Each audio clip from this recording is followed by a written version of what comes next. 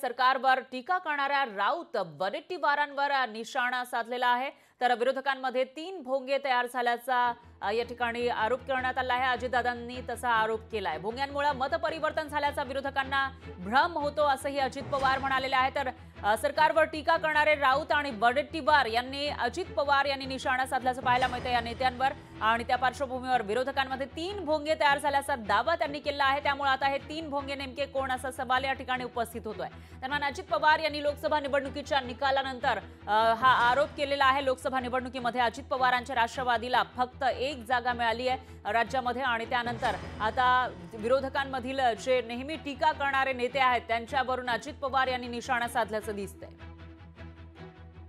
9:30 ला नेहमी एक भोंगा वाजतो, तशा पद्धतीने दुसऱ्याही 2 पक्षात आता वेगवेगळ्या लोकांनी ठरवलेले की हे रोज त्यांचा एक समज असा झाला की तिथं अशा प्रकारचा 9:30-10 वाजता तो भोंगा वाजतो म्हणूनच हे लोकांच्या मध्ये मतपरिवर्तन झालं, लोकांची मानसिकता बदलायला मदत झाली। आता काँग्रेसमध्ये पण एक जण पुढे आलेले आहेत आणि आपल्यापासून बाजूला गेलेले त्यांच्या मधलं पण एक जण पुढे आलेले आहेत।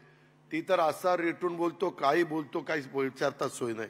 हे असं झालं की जर रोज त्याला कोणतरी आपल्यातला आमदार फोन करून हा आता आम्ही असं करणार आहे बरं का, तुम्ही आता सांगायला हरकत नाही, हे असलं काहीतरी एक नौटंकी चाललेली आहे। लोकशाही मराठी ऐका, पहा, जागरूक रहा।